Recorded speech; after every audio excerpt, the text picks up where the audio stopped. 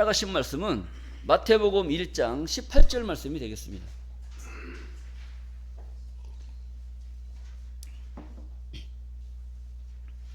마태복음 1장 18절. 예수 그리스도의 나심은 이러하니라. 그 모친 마리아가 요셉과 정혼하고 동거하기 전에 성령으로 잉태된 것이 나타났더니 그 남편 요셉은 의로운 사람이라 저를 드러내지 아니하고 가만히 끊고자 하여 이 일을 생각할 때에 주의 사자가 현몽하여 가로되 다윗의 자손 요셉아 네 아내 마리아 데려오기를 무서워 말라. 저가 잉태된 자는 성령으로 된 것이라. 아들을 낳으리니 그 이름을 예수라 하라. 이는 그가 자기 백성을 저희 죄에서 구원할 자이심이라 하니라. 아멘. 마태복음 1장 18절에서 21절 말씀을 통해서 다윗의 자손 예수 성탄이라는 제목으로 말씀을 증거하도록 하겠습니다. 다윗의 자손 예수 성탄. 예수님은 하나님의 아들이에요? 다윗의 자손이에요?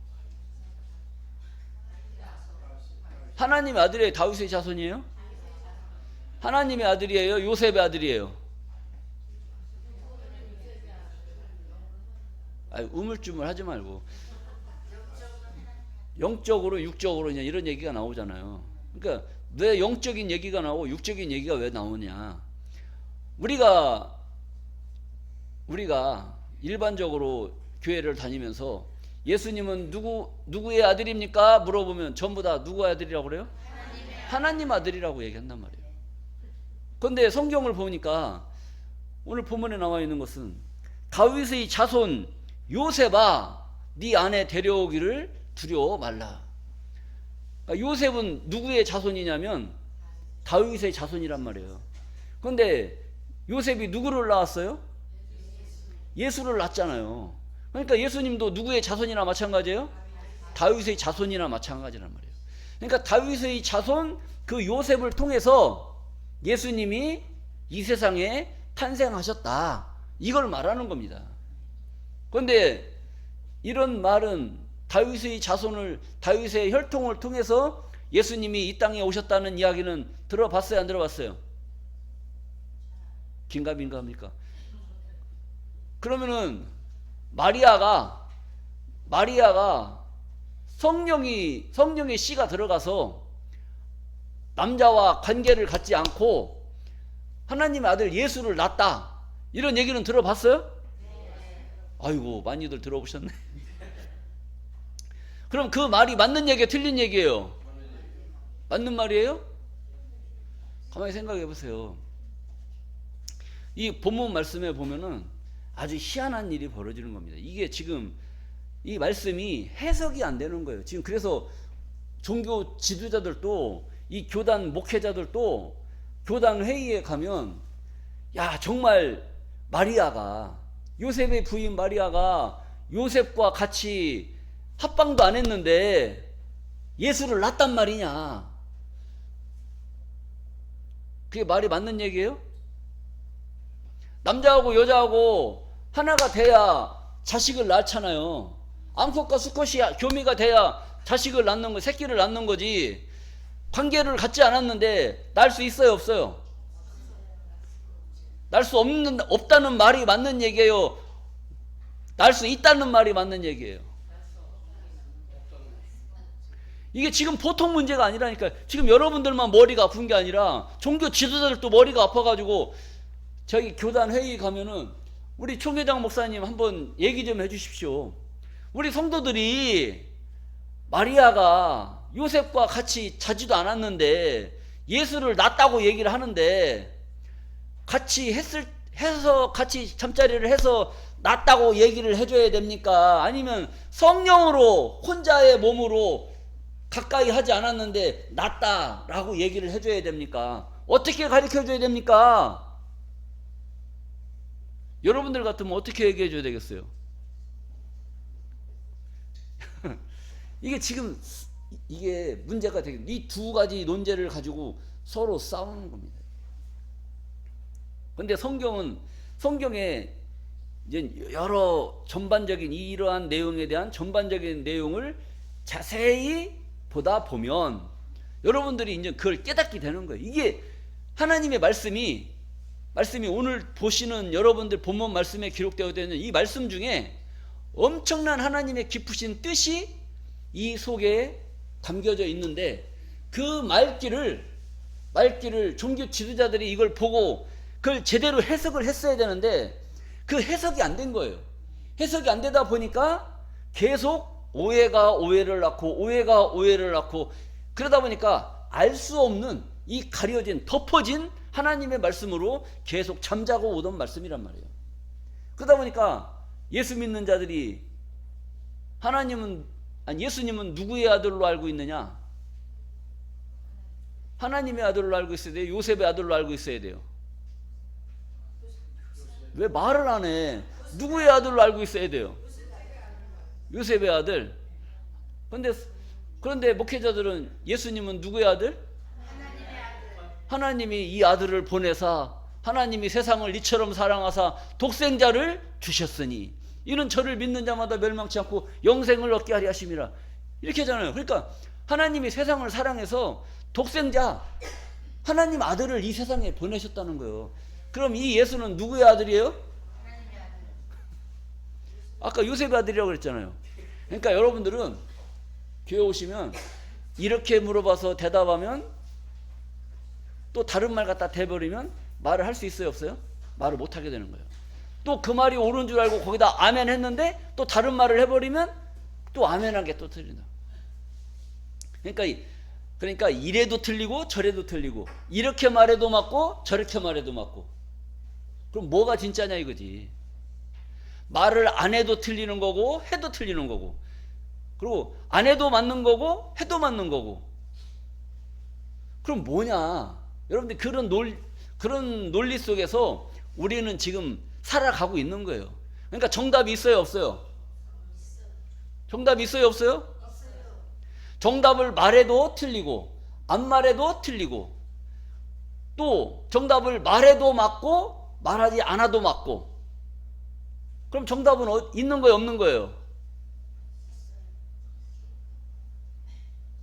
이게 지금 말을 못하는 거야 이게. 신기하죠? 이런 논제 속에서 우리 이 하나님의 말씀이 여러분들한테 선포가 되는 겁니다. 그 선포가 되는 그 가운데서 말해야 되는지 말아야 되는지 안 해도 맞고 해도 맞고 해도 틀리고 안 해도 틀리고 이런 논제 속에서 거기서 답을 만들어내는 거예요. 그러니까 여러분들이 생각을 깊게 해야 되겠어요? 그냥 졸면서 들어야 되겠어요? 깊게 들어야 된단 말이에요. 그래서 말이 이게 긴가민가 하지만 그래도 여러분들이 거기서 답을 찾아내면 그 답을 알려줬을 때 여러분들이 그것을 이해를 하면 거기서부터 하나님의 신이 나한테 입신을 하는 겁니다. 입신을 해서 좀 바라볼 수 있는 생각할 수 있는 나의 영계가 하늘 차원으로 올라오는 거예요. 그러면서 이 올라와야 하늘에서 이루어지는 이 성경에서 이루어지는 이 하나님의 비밀의 말씀을 그때 깨닫게 된단 말이에요. 그 깨달으면 이제 우리가 살고 있는 이 세상에서 어디를 바라보느냐? 이 하늘을 바라보는 거예요. 이 하늘 세계에서 이루어지는 이 하늘은 성경을 말하고 있는 거예요. 이 성경 하늘에서 이룬 것 같이 이 성경에서 다 세상이 어떻게 시작됐고 어떻게 마무리될 것을 성경에 다 기록을 해놨잖아요. 그 기록된 하늘에서 이룬 것 같이 어디에서 이루어지기를? 땅에서 이루어지기를 원하나이다. 이게 기도하잖아요. 주기도문에 그렇게 가르쳐 준 거란 말이에요. 하늘의 뜻이 하나님 뜻이 하늘에 이룬 것 같이 땅에서도 이루어지이다. 이것을 우리가 깨달아야 되는 거예요. 그러니까 오늘 본문의 말씀을 잘 우리가 보면서 뜻이 어디 있는지 이런 것을 깨달아 보도록 하겠습니다. 본문 말씀 18절입니다. 마태복음 1장 18절. 예수 그리스도의 나심은 이러하니라. 그러니까 예수 탄생에 대해서 지금 얘기하는 거예요. 그 모친 마리아가 요셉과 정혼하고 동거하기 전에 성령으로 잉태된 것이 나타났더니 그랬단 말이에요. 그러니까 정혼이라는 것은 같이 살기로 정했다, 약속을 했다는 거예요. 정혼하기 전에, 정혼하고 동거하기, 같이 살기. 동거라는 건 뭐예요? 같이 산다는 거 아닙니까? 같을 동자 거할 것, 같이 사는 거예요. 동거하기 전에 성령으로 잉태된 것이 나타났더니, 그러니까 결혼하기로 해놓고 같이 살기 전에 뭔 일이 벌어진 거예요? 성령으로 잉태된 것이 어떻게 됐어요? 나타났다는 거예요. 그러니까 요셉하고 마리아하고 같이 동거했다는 거예요. 같이 살기도 전에 어떤 일이 벌어진 거예요? 잉태. 이 애를 가진 거예요. 성령으로 잉태된 것이 나타났더니, 그 현상이 나타난 거예요. 그 남편 요셉은 의로운 사람이라 저를 드러내지 아니하고 가만히 끊고자 하여. 이거 기가 막힌 거 아닙니까? 나는 저 여자하고 혼인하기로 약속만 했지. 그리고 살기로 약속하고 동거하기 전이니까 동거했어요, 안 했어요? 동거 안 했단 말이에요. 같이 살지도 않았는데 이놈의 여자가 애가 배가지고 배가 불러오네. 그러면 아이고 잘했어 어떻게 이렇게 똑똑거비 같은 이런 애기를 가졌어. 이렇게 칭찬을 해줘야 될까요? 저거 돌로 그냥 줘 박아야 될까요? 여러분들 같으면 어떻게 하겠습니까? 남자분들한테 한번 물어볼게요. 혼인하기로 약속한 여자가 동거도 안 했는데 배가 불러와. 이쁘다고 나밖에 없지 하면서 같이 살 거예요? 아니면 내쫓아버릴 거예요?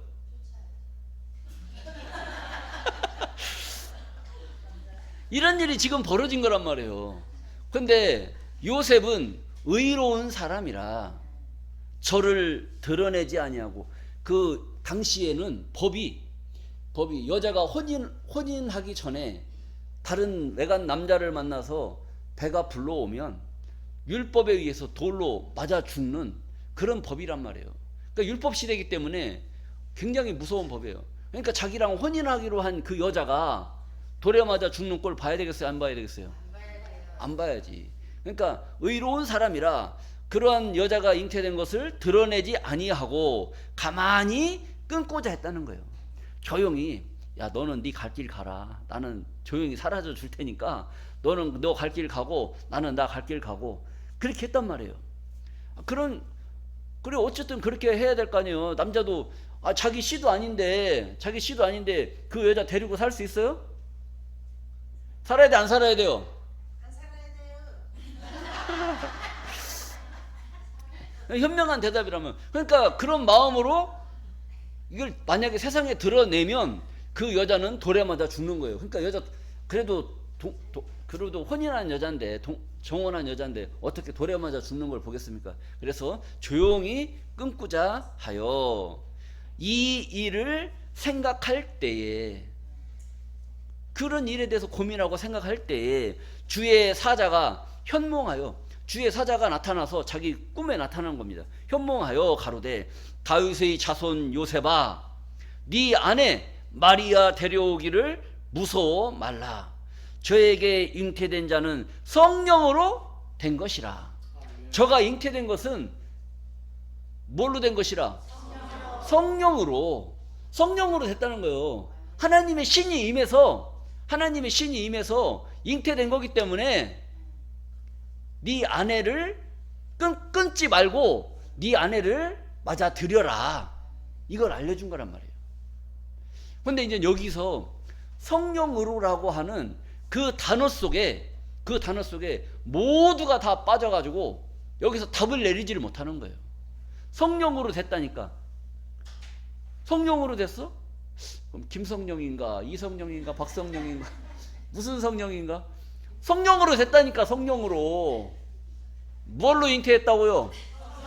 성령으로. 이 성령이 답이 안 나오는 거예요. 성령이 대체 뭐냐?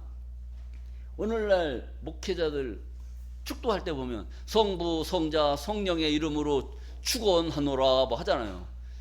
근데 성부는 하나님이고 성자는 아들 예수님이고 성령은 뭐예요? 성령이라고 말하는데 성령이라고 말을 하지만 그 말도 맞는 얘기예요. 틀린 얘기는 아닌데 성령이 뭔지를 몰라요. 그냥 하나님의 신이 임하는 거? 근데 마음이 뜨거워지는 거? 그냥 이건 정답이 없는 겁니다. 자기들은 말은 그렇게 하지만 그게 누군가는 느낄 수도 있고 느끼지 못할 수도 있고, 느낀다고 해도 그게 정상이 아닐 수도 있고, 못 느낀다고 해도 그것이 틀리지 않을 수도 있고, 답이 없는 거란 말이에요. 그러니까 거기 성령에 발이 묶여가지고 그 이상 설명도 못하고 그 뒤로 빠지지도 못하고. 왜? 성령으로 된 것이라고 성경에는 기록이 되어져 있는데 성령으로 됐다는 얘기가 대체 무슨 얘기냐. 그리고 21절입니다. 아들을 낳으리니, 그가 잉태했으니까 그 마리아가 아들을 낳을 것이다. 그 아들을 낳게 되면 그 이름을 뭐라고 해라? 예수라고 하라. 예수라고 이름을 쳐라. 그러니까 이 아들을 낳기도 전에 이미 천사가 이름을 알려줬어요. 뭐라고 지라고? 예수라고 지라고. 그 예수라는 그 이름을 해석을 하면 예수라 하라. 이는 그가 자기 백성을 저희 죄에서 구원할 자이심이라. 예수라는 그 이름은 자기 백성을 죄에서 구원할 이름이 무슨 이름이다? 예수라는 이름이다라는 거예요. 그러니까 예수 하면은 그냥 뭐 멋있게 부르냐고 막 그렇게 하는 게 아니라 자기 백성, 하나님께 속한, 예수에게 속한 그 백성들을, 예수 믿는 백성들, 하나님을 믿는 그 백성들을 죄에서 구원할 자, 그 이름이 예수란 말이에요. 그러면 예수 믿는 자들은 예수 이름으로 구원을 받았어요? 못 받았어요? 받았어요? 구원 받았어요? 못 받았어요? 예수 이름 그 자체에 무슨 뜻이 있느냐? 자기 백성을 죄에서 구원할 자이심이라는 그 이름을 예수에게 축복으로 허락해 주신 줄로 믿습니다. 그러면 예수 이름 안에 있는 자들, 예수 믿는 자들은 죄에서 구원함을 받은 자들이니까 죄에서 구원할 그 이름을 부르고 그 은혜를 입은 자들이니까 죄가 있어야 돼, 없어야 돼? 죄가 없어야 되잖아요. 근데 지금 예수 믿는 사람들 가만히 봐요. 죄인이라고 그래요? 의인이라고 그래요? 누구 믿는데? 예수 믿으면 죄에서 구원을 받아야 돼? 아직도 죄인으로 남아있어야 돼요? 죄에서 구원함을 받아야 되는데 예수 이름은 부르는데 자기들은 뭐라고 그래요? 죄인이라고 그래요. 그럼 말이 되는 얘기 안 되는 얘기예요? 그래도 죄인이라고 하는 것이 좋은 줄 알고 그렇게 믿어오는 것이 지금 예수 믿는 사람들, 예수쟁이들이 그러고 있다니까. 예수쟁이들이. 그런데 여러분들은 예수 이름을 부르지 않습니까? 예수 이름을 불러요. 예수 이름을 부르면 여러분들은 죄 가운데 있어야 돼요? 죄 가운데 있지 않아야 됩니까? 죄 가운데 있지 않아야 된다는 거예요. 죄인이 아니라는 겁니다. 죄인이 아닌데 왜 죄인이라고 말을 하느냐? 이것이 저들과 우리와의 다른 점이라는 겁니다. 여러분들은 죄인이 아니라고 성경의 말씀을 보고 깨닫다 보니까 내가 죄인이어야 당연해요? 죄인이 아니어야 되는 것이 당연한 겁니까? 죄인이 아니어야 되는 것이 당연한 건데 왜 죄인이라고 자꾸 얘기를 하느냐? 우리는 그것을 자꾸 얘기를 하는 거예요. 왜 죄인이 아닌데 예수 믿는 자라면, 예수 이름 안에 있는 자라면 죄가 없어야 되는데 왜 죄인이라고 말하느냐? 죄인이 아니다 이렇게 얘기를 하는 거예요. 그런데 예수 믿는 자들이 죄인 아닌 자가 어디 있냐고 자꾸 나한테 따지면은 그럼 저는 뭐라고 얘기해야 됩니까? 마태복음 1장 21절을 보라고 얘기해야 되겠죠. 보라고 얘기하면 그거 읽어도 그 말이 뭔 말인지를 몰라요. 이걸 만약에 알았다면, 이 말씀을 그동안 계속 보고 알았다면 자기들을 죄인이라고 해야 되겠어요? 의인이라고 해야 되겠어요? 죄 없는 자라고 말을 해야지. 죄 없는 자라고 말해야 되는데 아직까지도 죄인이라고 말하는 걸 보니까 이 말씀을 깨달았다는 거예요? 못 깨달았다는 거예요? 못 깨달았다는 거지. 그게 저 바깥 교회의 교회들과 우리 교회의 차이점이 그거라는 겁니다. 그러니까 여러분들은 앞으로 죄인이라는 얘기 입 밖으로 내야 되겠어요? 안 내야 되겠어요? 안 내야 된단 말이에요. 여러분들을 이 말씀을 통해서 여러분들을 깨닫게 하시고, 여러분들을 그동안에는 죄인이라고 하는 그런 교회에서 신앙생활을 했다고 할지라도 이제는 죄인이 아니라고 하는 이 교회에서 신앙생활할 수 있는 이 축복을 허락해 주셨다는 그것이 하나님의 은혜요 사랑이라는 것을 깨달아야 될 줄로 믿습니다. 자, 요한복음 17장 3절, 요한복음 5장 39절 이런 말씀들은 영생은 유일하신 참 하나님과 그의 보내신 자 예수 그리스도를 아는 것이다. 그러니까 성경을 알아야 된다는 겁니다. 그리고 요한복음 5장 39절에는 너희가 영생을 얻기 위해서 성경을 상고하지만 이 성경은 누구에 대하여 증거한 것이다? 나에 대해서, 예수에 대해서 증거한 것이다. 그러니까 성경을 보면 누구를 알아야 돼요? 예수를 알아야 된단 말이에요. 성경을 보고도 예수가 누군지, 예수가 어떤 능력을 가진 분인지, 예수가 이런 말씀을 왜 했는지 그런 것을 모르면 성경을 아는 거예요? 모르는 거예요? 모르는 거예요. 모르니까 영생할 수 있어요? 없어요? 없어요. 그런데 여러분들은 성경을 통해서 예수를, 오늘 예수 안에 있는 자, 예수 이름을 부르는 자들은 죄가 있어야 돼? 없어야 돼? 없어야 된다는 거예요. 왜? 자기 백성, 예수 백성이잖아요. 백성은 자기 죄에서 구원할 자이심이라. 우리를 구원했기 때문에 죄가 없단 말이에요. 그러니까 여러분들은 성경을 알고 있기 때문에, 성경을 깨달은 그 말씀으로 성경의 말씀을 알기 때문에 영생하기 싫어도 영생할 수밖에 없는 그런 축복을 입은 자들이 돼야 된단 말이에요. 가만히 생각을 해보세요. 영생시키고 안 시키고는 우리가 하는 게 아니에요. 내가 영생하기 싫어, 그렇다고 해서 영생이 안 되느냐? 그렇지도 않은 거예요. 왜? 하나님의 능력이 하나님 말씀을 깨달은 자들한테 복을 줘야 되잖아요. 못 깨달은 자들한테 복을 줘야 돼요? 깨달은 자들한테 복을 줘야 돼요? 깨달은 자들한테 복을 줘야 된단 말이에요. 깨달은 자들한테 복을 주려면 저쪽 교회 사람들이 많이 알고 있어요? 여러분들이 알고 있어요? 여러분들이 깨달은 이 한마디, 예수는 자기 백성을 죄에서 구원할 자이심이라고 하는 그 말씀 한마디 깨달은 그 깨달음이 내가 천국을 가느냐 못 가느냐 이것이 결정된다는 거예요. 아이고 목사님 이거 하나 깨달았다고 무슨 천국 가고 못 가고 그게 결정됩니까? 한번 해볼까요? 천국 가는지 안 가는지 한번 해볼까요? 여러분들 가만히 생각해 보세요. 앞으로 예수 믿을 거야 안 믿을 거예요? 믿을 거죠. 예수님 믿을 거 아닙니까? 그러면 가만히 생각해 보세요. 죄인이라고 말하는 그 교회에 가고 싶겠어요? 죄인이 아니라고 말하는 이 교회에 계속 있고 싶겠어요? 성경 더 몰라도 돼. 성경 더 몰라도 되고 죄인 아니라고 하는 이 교회에서 그냥 와서 앉아만 있으면 돼. 왜 그런지 아세요? 조금 성경을 많이 깨달았다고 하는 우리가 하나님 나라 갈 때 제가 여러분들 데리고 가겠어요? 아니면 저쪽 교회 사람들 이쁘다고 저쪽 교회 사람들 데리고 가겠어요? 아멘. 내가 누구 먼저 데리고 가겠냐고. 그래도 우리 여기 이 안에서 하나님 말씀, 예수 자기 백성을 죄에서 구원할 자이심이라고 하는 이 말씀을 듣고 깨달은 죄인 아니라고 하는 여러분들을 데리고 가야지. 내가 어떻게 저 사람들 이쁘고 돈 많다고 저 사람들을 데리고 갈 수가 있냐, 그죠? 나도 의리가 있는 사람인데. 기가 막힌 거 아니겠습니까?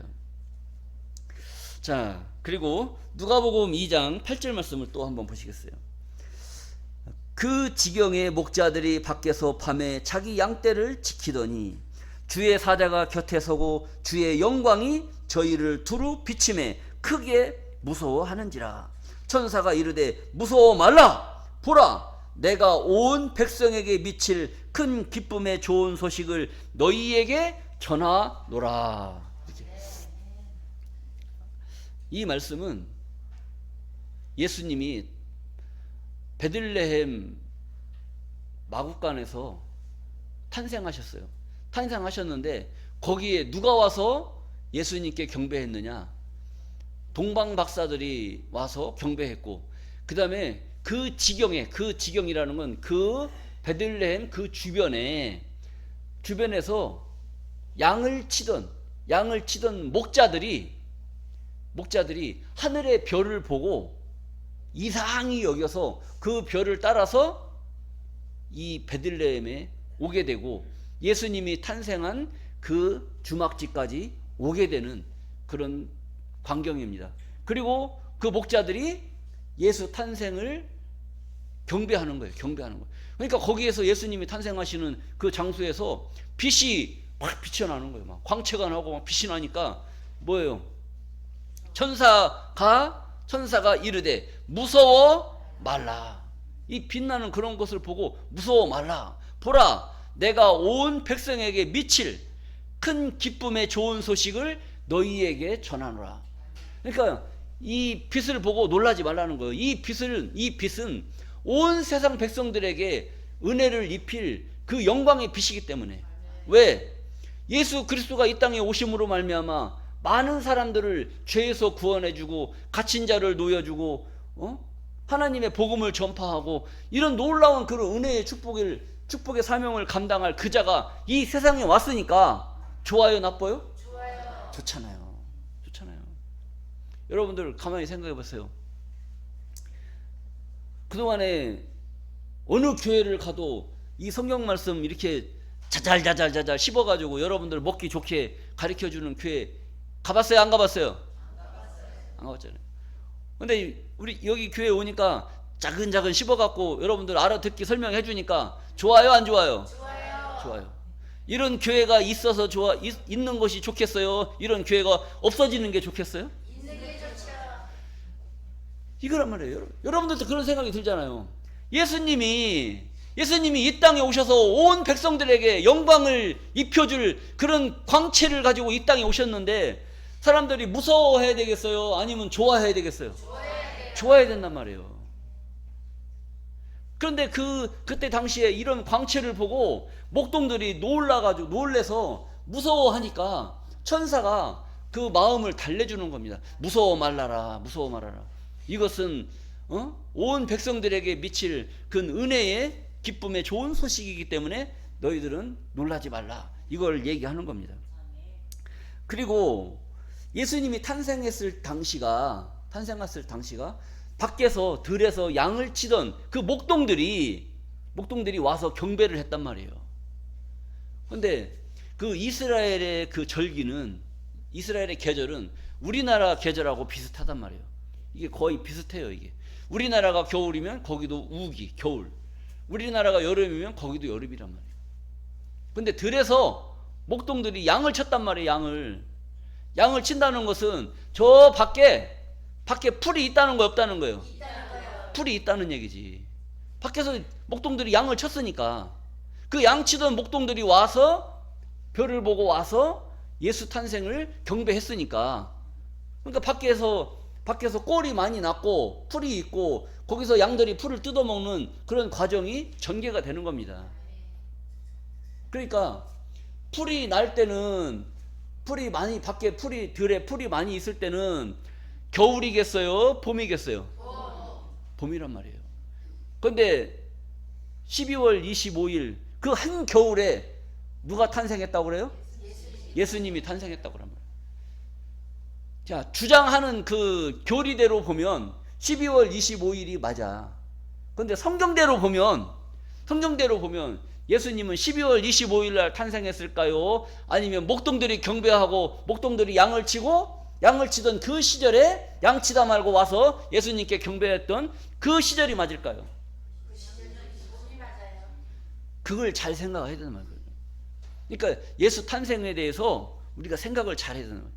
그러니까 그 주변 상황이 어떤 상황이었느냐, 이것을 생각을 하면서 예수 탄생을 추측해 볼 때 예수 탄생은 겨울이다, 봄이다라는 것을 우리가 생각을 해야 된다는 거예요. 이 말씀 외에도 또 여러 말씀들이 있는데 지금은 그걸 말하려고 하는 게 아니에요. 그래서 이것만 말씀을 드리겠습니다. 그리고 누가복음 2장 41절입니다.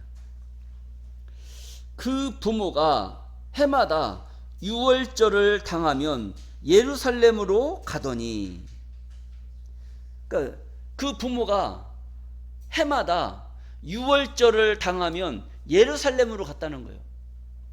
그 유월절이라는 이 절기가 있는데 이 유월절 절기는 이스라엘의 큰 절기입니다. 그래서 이 유월절은 출애굽 당시에 있었던 그런 사건을 기리기 위해서 이스라엘 백성들은 무조건 이 4월 14일은 자기 민족이 저 애굽 땅에서 바로 왕에게 사로잡혀서 있다가 해방받은 날이란 말이에요. 해방받은 날이기 때문에 그 좋은 날이에요, 나쁜 날이에요? 좋은 날. 우리나라 8.15 광복절 있잖아요. 광복. 일제 압제에서 해방받은 날이 광복절이란 말이죠. 그러니까 우리나라도 그 날을 기리고 있지 않습니까? 그러니까 이스라엘 백성들에게는 이 유월절이 굉장히 중요한 날이란 말이에요. 그래서 이 유월절을 지키기 위해서 예루살렘으로 가더니라고 하는 것은 이 이스라엘 지역이에요. 예루살렘은 여기 정도 있는데 이 이스라엘 전 지역의 사람들은 이 예루살렘에 솔로몬 성전이 있단 말이에요. 솔로몬 성전이 있는데 다 무너졌다가 다시 좀 재건을 했어요. 그런데도 솔로몬 성전이 솔로몬이 지어놓은 그 성전과 같지 않은 좀 비슷한 성전을 지어놓고 이 이스라엘 민족들은 전부 다 6월절이 되면 여기에 와서 제사를 지내게 돼 있어요. 그러니까 해마다 6월절을 당하면 6월절이 다가오면 예루살렘으로 가서 거기서 제사를 드렸다는 겁니다. 그리고 42절입니다. 예수께서 12살 될 때에, 그러니까 이 6월절이 언제냐? 이 6월절은 누구에게 물어봐도 4월 14일이 6월절입니다. 4월 14일 6월절. 4월 14일은 무슨 날?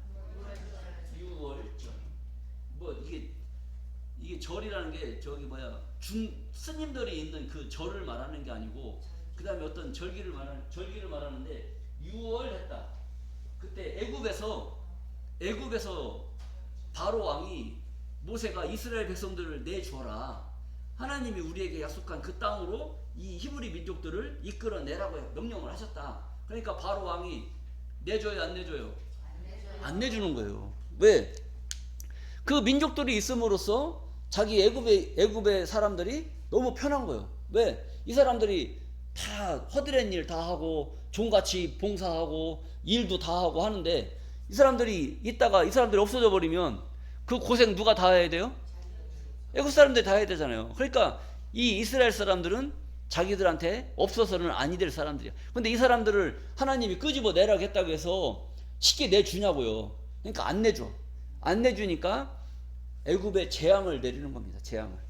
뭐 누구도 죽이고 뭣도 죽이고 막 물도 피가 되게 하고 이런 놀라운 재앙들을 하다가 마지막 10번째 재앙이 임하게 되는 겁니다. 그때는 애굽에 있는 모든 장자를 다 죽이는 거예요. 사람 장자, 짐승 장자, 식물, 모든 것들, 호흡이 있는 모든 것들은 전부 다 죽여버리는 그런 재앙을 하는 겁니다. 가만히 보세요. 이게 그냥 재앙이라고 하니까 여러분들 그냥 쉽게 생각하지. 원주시에 있는 장자들을 전부 다 죽였다 생각해봐요. 집집마다 다 초상집이야. 집집마다 다 초상집. 그런 일이 벌어진다고 하면 얼마나 비참하겠냐 이거지. 그 애굽 전체 땅에 장자를 죽이는, 짐승 장자, 사람 장자 다 죽이는 그런 심판을 행하니까 내가 아무리 왕이라도 고집 부릴 수 있겠어요, 없겠어요? 없는 거예요. 야, 어떻게 이럴 수 있느냐? 그래, 아유 더러워서 니네 백성 다 끄집어 데리고 가라. 이제 이렇게 된 거예요. 그런데 장자를 죽일 때 그 죽음의 사자가 애굽을 다 덮는 거예요. 쫙 죽음의 사자가 이렇게 들이올 때에 그 죽음의 기운이 그 집을 이렇게 넘어갔다는 거, 넘어갔다. 유월 넘어갔다. 넘을 유 넘을 월. 저 북한에서 휴전선을 넘어서 한국으로 넘어오잖아요. 이걸 뭐라고 했다는 거예요? 월남. 북한에서 남으로 넘어왔다. 그리고 남한 사람이 저 휴전선 저쪽으로 넘어서 북한으로 갔다. 월북. 넘을 월, 넘을 유. 그래서 죽음의 사자가 장자를 죽이는 그 심판 때에 애굽의 백성들에게는 문 임방과 좌우 설지에 피를 바르라 했다는 피. 그 피 바른 그 집들은 전부 다 죽음의 사자가 넘어가서 장자 죽임의 심판을 면하고, 그 피를 바르지 않은 모든 애굽의 집안들은 전부 다 장자를 죽이는 그런 재앙이 벌어진 거예요. 그러니까 유월절이 얼마나 중요한 그 절기냐. 이런 절기가 이제 내려왔어요. 그때에 이제 말씀이 나오는 거예요. 예수께서 12살 될 때에 저희가 이 절기의 전례를 쫓아 올라갔다가, 그러니까 예수님이 몇 살 될 때? 12살 될 때에. 그러니까 12살 될 때에 예수님이 무슨 절기를 지키러 갔어요? 유월절. 그러니까 12살 될 때가 유월절이란 말이에요. 12살 될 때가. 그럼 11살 될 때는 언제를 기준으로 해서 11살을 삼아요? 유월절. 10살은? 10살도 유월절. 5살도 기준이 유월절이란 말이에요. 왜? 12살 될 때에 유월절 절기를 지키러 갔으니까 유월절 절기가 되면 한 살 먹은 거예요. 그죠? 그러면은 예수님이 한 살 될 때는 언제 태어났겠어요? 유월절을 기준으로 해서 예수님이 탄생했다는 거예요. 왜? 한 살 때도 유월절, 5살 때도 유월절, 11살 때도 유월절, 12살 때도 유월절. 12살 될 때에 유월절 절기를 지키러 갔단 말이에요. 우리 정엽이가 생일이 2월 28일이에요. 그런데 우리 교단 행사가 2월 27일 날 행사가 있단 말이에요. 그러니까 얘가 생일을 기억하려면 뭐를 기억하냐? 2월 27일 행사를, 방주 구원의 날 행사를 생각을 하면 뭐가 다가왔다는 걸 알아요?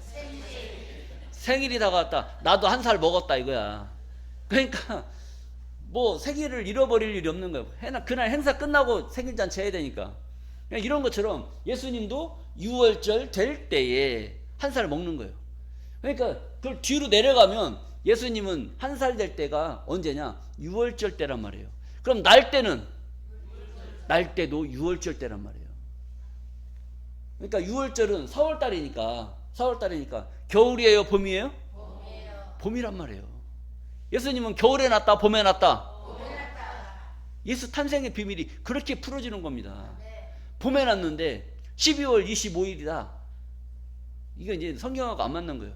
그런데 이제 그 AD 354년에 그 리베리우스 황제가 이제 그 절기를 25일로 성탄절을 그날로 정해버렸는데, 그때는 이제 그 당시에 유럽에 동지제라고 하는 그런 절기를 지키는 겁니다. 절기를 지키다 보니까 유럽 사람들은요, 해가 짧아요. 해가 짧아가지고 해를 얼마나 그리워하고 사모하느냐. 여러분들, 우리 한국 사람들은 예의가 바라가지고 해가 뜨면 옷을 입고 그래도 예의를 갖추잖아요. 유럽 사람들은 너무 자유분방하고 해만 비쳤다 하면 다 벗어 제끼는 거예요. 벗어 제끼는 거예요. 그건 나 부끄러운 게 아니에요. 이건 자기들의 문화고 습관이야. 그러니까 뭐 우리 한국 사람들은 유럽 사람들은 막 이렇게 뭐 메리아스 막 여자들도 그냥 이런 거 막 끈 하나 걸치고 그냥 이렇게 입고 가슴 막 이런 데 튀어나오고도 뭐 떳떳하게 이렇게 돌아다니잖아요. 아이고 어떻게 저러고 사냐고 막 이렇게 걱정하는데, 그 사람들은 걱정할 게 아무것도 없어. 그 사람들은 그게 삶이라니까. 그러니까 그 사람들은 해만 뜨면 햇볕에 나가서 자기들의 몸을 해에다 해가지고 일광욕을 즐기는 겁니다. 그게 너무나 자연스럽게 된 거예요. 그러니까 12월 22일이 동지잖아요. 동지. 그 동지제를 해가 겨울에는 해가 짧잖아요. 그리고 이제 동지제를 지나면 해가 점점 길어져요. 그러니까 얼마나 그 해를 기리는 그 절기가 그 사람들에게는 간절하고 컸겠냐 이거지. 그런 행사를 주관하는 그때를 기점으로 해서 성탄절을 리베리우스 황제가 354년에 정해버린 거란 말이에요.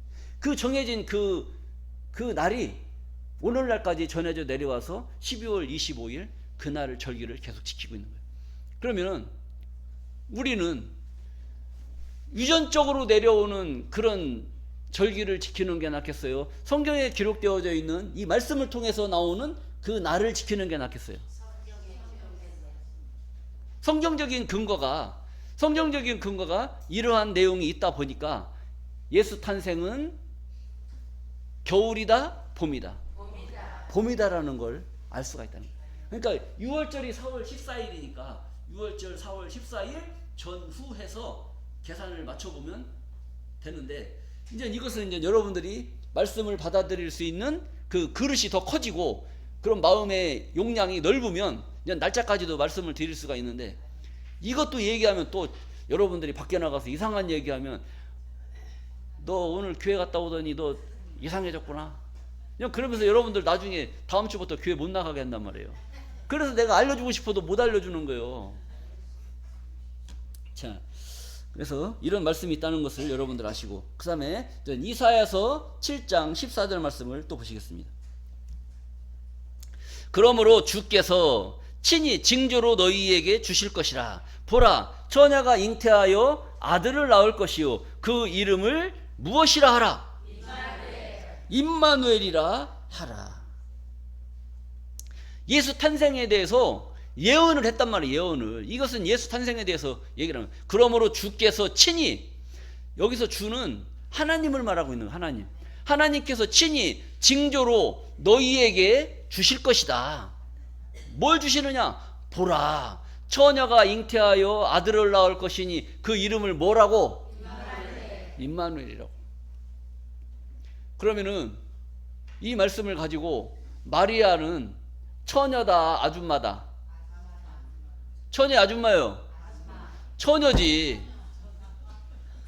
처녀인데 왜 이게 지금 이 말씀 속에 비밀이 있는데 그 비밀을 사람들이 몰라요. 몰라서 지금 남자를 가까이 하지 아니하고 이 처녀의 몸에서 예수를 낳았다고 지금 그런 헛소문이 돌아가지고 지금 사람들이 다 그렇게 믿고 있다니까요. 자, 이 말씀을 가만히 보세요. 보라, 그러므로 주께서 친히 징조로 너희에게 주실 것이라. 뭘로 주신다는 거예요? 징조로. 여러분, 징조라는 말이, 비밀이란 말이, 징조라는 말이 징조로 준다는 거예요. 징조라는 것은 실상이라는 거예요? 징조라는 거예요? 징조. 실상과 징조가 다른 게 뭐냐? 실상은 비가 온다, 안 온다? 현실적으로 비가 오면 온다, 안 오면 안 온다, 이거란 말이에요. 근데 징조는 뭐냐? 비가 올 수도 있고 안 올 수도 있다는 거예요. 그러면은 하나님께서 징조로 너희에게 주실 것이라. 실상으로 줬어요? 징조로 줬어요? 징조로 줬단 말이에요. 징조. 이것은 실상의 예언이 아니라 징조적인 예언이란 말이에요. 징조적인 예언. 그러니까 징조적인 예언으로 줬으니까 처녀라는 그 말도 실상의 처녀라서 처녀라고 했겠어요? 처녀가 아닌데 처녀라고 했겠어요? 여러분들 말대답 잘해야 돼요. 처녀가 아닌데 그걸 처녀라고 얘기했다니까? 말이 되는 얘기 안 되는 얘기예요? 말이 되는 얘기 안 되는 얘기? 안 된다고 하면 된다고 그러고 된다고 하면 안 된다고 그러고. 말이 안 되는 얘기인데 하나님이 하신 말씀이니까 되는 얘기 안 되는 얘기? 되는 얘기란 말이에요. 근데 아무리 되는 얘기를 해도 알아듣게 얘기를 해야 되는데 못 알아듣게 얘기를 했단 말이에요. 그러니까 우리 인간들이 말을 이해하기가 어려운 거예요. 자, 그래서 보라, 처녀가 잉태하여 아들을 낳으리니 그 이름을 뭐라? 아까는 마태복음 1장 20절에는 예수를 아들을 낳을 것이니 네 아내가 아들을 낳을 것이다. 그 이름을 뭐라고 해라? 예수라고. 예언은 뭐라고 그랬어요? 그럼 예언대로 해야 돼요? 아니면 그 천사가 가르쳐주는 대로 해야 돼요? 그럼 이 예언은 잘못된 예언이에요? 제대로 된 예언이에요? 지혜가 있으시네. 이 예언은 징조적인 예언이기 때문에 임마누엘이라고 져야 돼, 앉아야 돼? 질 수도 있고 앉을 수도 있고. 징조적인 예언이기 때문에 처녀일 수도 있고 아닐 수도 있고 그렇단 말이에요. 그러니까 이 처녀라는 말에 비밀이 있단 말이에요. 비밀이.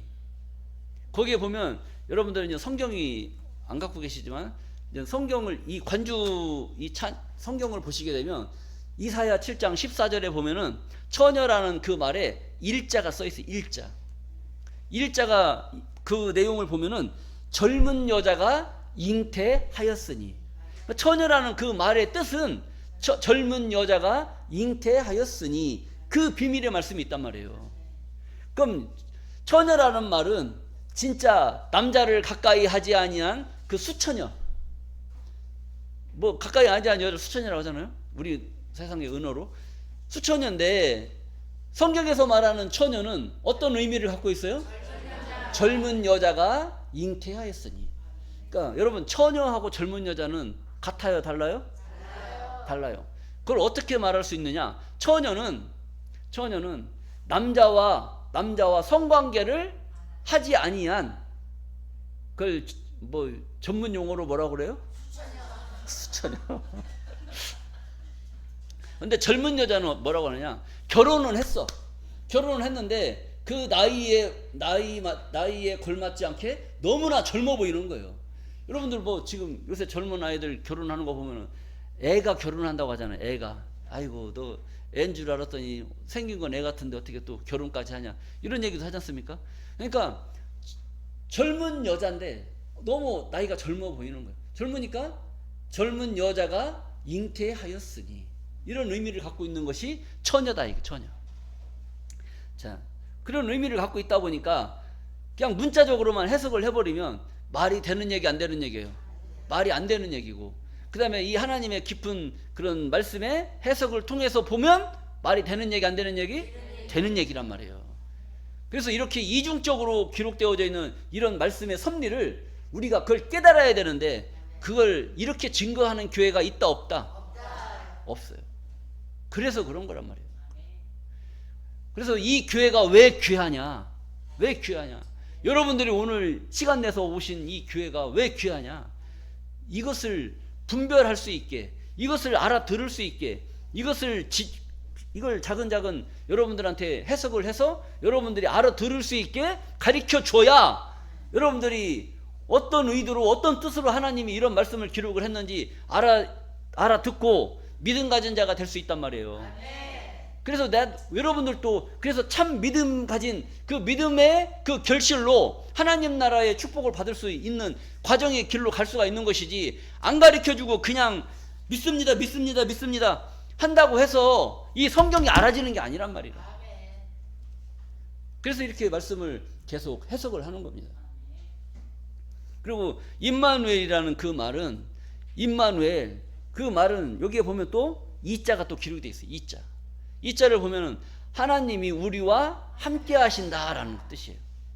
하나님이 우리와 함께 하신다. 오늘 여러분 우리 교회에 임마누엘의 역사가 이루어지신 줄로 믿습니다. 그럼 이건 무슨 뜻이에요? 하나님이 누구랑 함께? 우리와 함께 하심을 여러분들 느끼십니까? 안 느끼십니까? 전에는 성경이 보이질 않고 성경 말씀을 뭔 말인지를 못 알아들었는데 오늘 와서 보니까 성경이 귀에 들려요? 안 들려요? 귀에 들린단 말이에요. 하나님이 우리와 함께 하시는 줄로 믿습니다. 그럼 자기 교회 이름을 임마누엘 교회라고 적어놨어요. 임마누엘 교회라고 적어놨단 말이에요. 그 임마누엘 뜻이 무슨 뜻? 하나님이 우리와 함께 하신다는 그 뜻인데 교회 이름은 임마누엘이라고 적어놓고 하나님 말씀 한 구절 읽어놓고 세상 얘기 잔뜩 해버리면 그 교회에 하나님이 함께 하는 거 안 하는 거예요?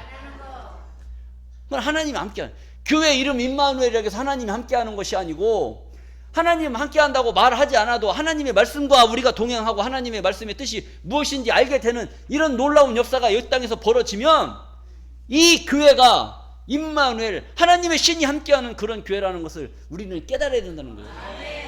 그럼 여러분들은 하나님의 신이 함께하는 이런 교회에 나와야 되겠어요? 하나님이 함께하지 않냐는 임마누엘 교회를 나가야 되겠어요?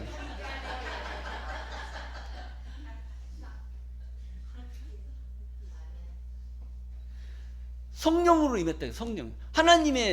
이는 마리아가 요셉과 동거하기 전에, 정혼하고 동거하기 전에 이는 성령으로 된 것이다. 성령으로. 이 하나님의 신이 덮어버린 거예요. 덮어버린 거. 하나님의 신이 덮어버린 거예요. 마리아하고 요셉하고 있는데 하나님의 신이 덮어버렸어요. 덮였다는 게 뭔냐는 이해가 안 가시죠? 여러분, 요셉하고 마리아하고 둘이 앉아 있는데 담요 갖다가 마리아하고 요셉을 콱 덮어버렸어요. 그 이불 속에서 뭐 했겠어요? 담요로 덮어버렸다니까. 둘이 있을 때 담요로 덮어버리니까 이불 속에서 뭐 했겠어요?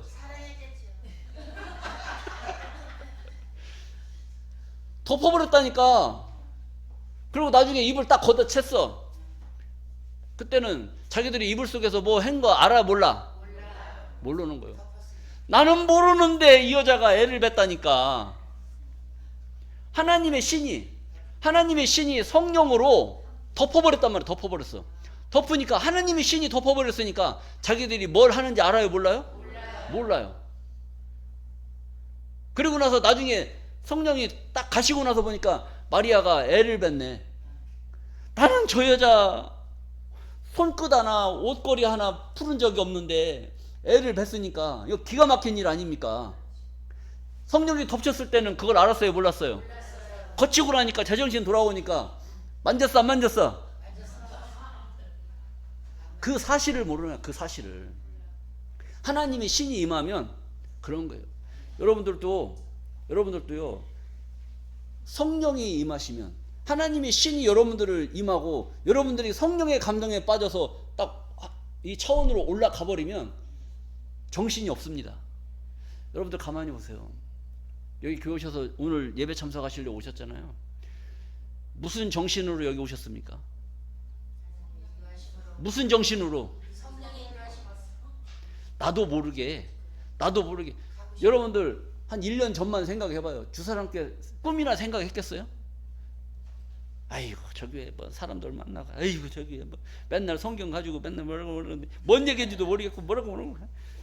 그런데 가만히 생각해요. 지금 이제 1년 지나고 와서 가만히 앉아있다 보니까 말씀이 귀에 들리고 와서 보니까 무슨 정신으로 지금 1년 전과 지금 내 정신과 같은 정신이에요? 아니면 나도 정신 없는 것 같아요? 이게 왜 그러느냐? 하나님의 신이 여러분들에게 임하신 거란 말이에요. 하나님의 신이 임해서 나도 내가 무슨 정신으로 주사람교회에 미쳐갖고 이렇게 다니는지 나도 모르겠다는 거예요. 그게 맨정신이에요? 정신 없는 거예요? 정신 안 갖고 오셨어요? 정신 갖고 오셨어요? 갖고 왔는데 그게 돼야 된단 말이에요. 그래서 나도 내가 행하는 것이 어떤 건지 모르고 이렇게 행했는데 그것이 육신적으로 영적으로 딱 맞아 떨어지는 거예요. 이게 하늘의 역사와 내 정신과 내 육체가 하나로 딱 맞아 떨어지는 것이 이게 신의 세계에 임하는 그런 우리들의 과정이란 말이에요. 이런 역사가 벌어지면 이 하늘 뜻이 이 땅에 이루어질 때, 이 성경의 역사가 이 땅에 이루어질 때, 이 뜨거운 나의 이 육체가 어디에 붙어야 돼? 하늘 역사가 임할 때 나하고 육체하고 딱 맞아 떨어지는 거예요. 여러분들 나이가 몇 살 먹으면 죽겠네 그러잖아요. 그런데 하나님의 말씀 속에는 다 죽는다고도 있어요. 안 죽는다고도 있어요. 안 죽는다고 했어요. 그 죽고 싶어도 하늘의 역사가 죽어야 될 사람들 다 죽고 살아야 될 사람 살려주는 그런 놀라운 역사가 이 땅에 이루어진단 말이에요. 이 땅에 이루어질 때 이 하나님의 말씀을 알고 있는 나의 육체와 하나님의 뜻과 만날 때가 와요 안 와요? 만날 때가 온단 말이에요. 그때 만나게 되면 나 죽고 싶어도 못 죽어요. 여러분들 죽고 싶어도 못 죽는다고요. 저 사람들은 살고 싶어도 못 사는데 우리는 죽고 싶어도 안 죽는다니까. 억울해서 못 살겠습니까? 이런 놀라운 역사가 벌어져요. 그러니까 예수님의 탄생의 비밀이 이렇게 오묘하게 성경에 감춰져 있고 이런 말씀 속에 이 말씀의 해석 속에 하나님의 뜻을 숨겨놨기 때문에 사람들이 이것을 알 수가 없어요.